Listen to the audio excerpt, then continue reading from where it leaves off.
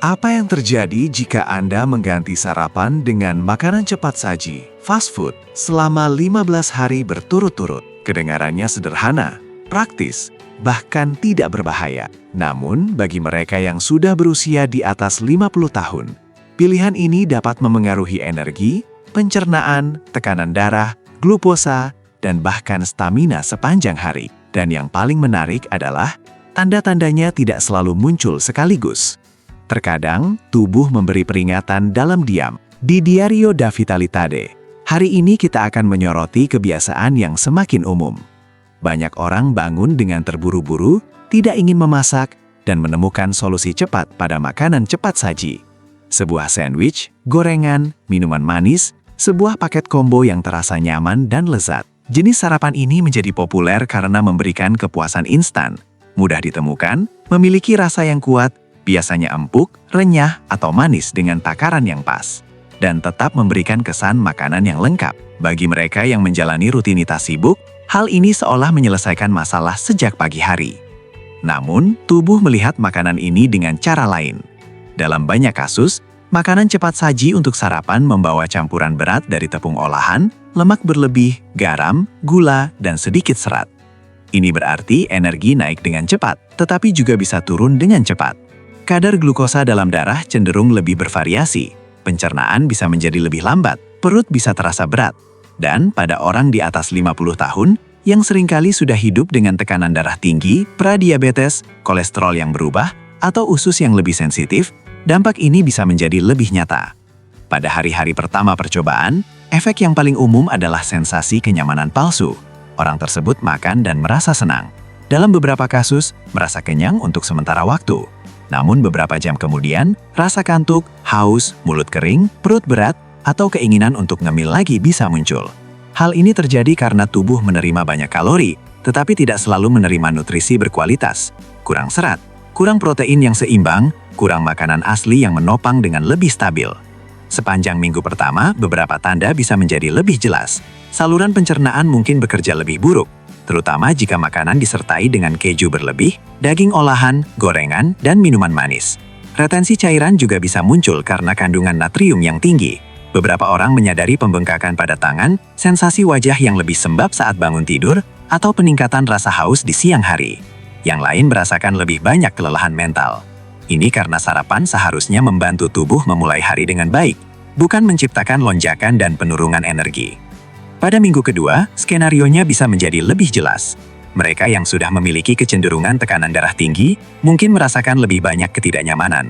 Mereka yang memiliki sensitivitas terhadap glukosa mungkin merasakan lebih banyak lapar di luar jam makan, iritasi, lemas, atau kesulitan berkonsentrasi. Mungkin juga terlihat penurunan kualitas tidur, karena rutinitas makan yang tidak seimbang sepanjang hari biasanya dimulai sejak pagi. Ketika sarapan sangat berlemak dan miskin nutrisi, ada kemungkinan lebih besar bahwa pilihan sisa hari itu akan mengikuti jalur yang sama. Di akhir 15 hari, percobaan ini dapat menunjukkan pola yang penting. Mungkin tidak ada perubahan besar di depan cermin, namun tubuh mungkin terasa lebih lambat, pencernaan lebih berat, nafsu makan lebih tidak teratur, dan stamina lebih lemah. Pada beberapa orang, berat badan bisa naik. Pada orang lain, yang berubah adalah kesejahteraan, kurang rasa ringan, kurang keteraturan pada usus, kurang energi yang konstan. Dan ini sangat penting setelah usia 50, ketika menjaga massa otot, mengontrol peradangan, dan menjaga kesehatan jantung menjadi semakin penting. Sekarang, adil untuk mengatakan bahwa ada kemungkinan manfaat praktis. Makanan cepat saji itu cepat, mudah diakses di banyak tempat, dapat menghilangkan rasa lapar selama beberapa jam. Dalam beberapa kasus, ketika pilihannya mencakup lebih banyak protein dan lebih sedikit gula, dampaknya mungkin sedikit lebih kecil. Ada juga orang yang merasa puas secara emosional karena memulai hari dengan makanan yang menyenangkan. Hal ini tidak boleh diabaikan. Makan juga memiliki sisi sosial dan afektif. Masalahnya bukan pada konsumsi sesekali. Masalah muncul ketika hal itu menjadi rutinitas. Perawatannya sederhana, namun berharga. Orang dengan tekanan darah tinggi harus memperhatikan garam. Mereka yang menderita diabetes atau pradiabetes perlu memperhatikan minuman manis, roti olahan, dan saus manis. Mereka yang menderita refluks, gastritis, atau pencernaan lambat mungkin merasakan perburukan dengan gorengan dan lemak berlebih di pagi hari. Dan siapapun yang ingin menua dengan vitalitas lebih perlu mengingat aturan dasar. Kepraktisan membantu, tetapi kualitas itu penting. Pilihan sarapan yang lebih baik biasanya adalah yang menggabungkan protein, serat, dan beberapa makanan alami. Tujuannya bukan untuk makan dengan sempurna, melainkan untuk makan dengan cara yang lebih stabil. Sarapan yang seimbang cenderung menopang dengan lebih baik, mengurangi makan berlebihan di kemudian hari, dan memberi tubuh pesan keamanan, bukan beban berlebih. Pada akhirnya, makan makanan cepat saji saat sarapan selama 15 hari mungkin tidak menyebabkan bencana seketika. Namun hal itu bisa menciptakan keausan yang diam-diam, terutama pada mereka yang sudah melewati usia 50 dan perlu lebih menjaga tekanan darah, glukosa, pencernaan, dan energi harian. Poin utamanya bukanlah rasa takut, melainkan kesadaran.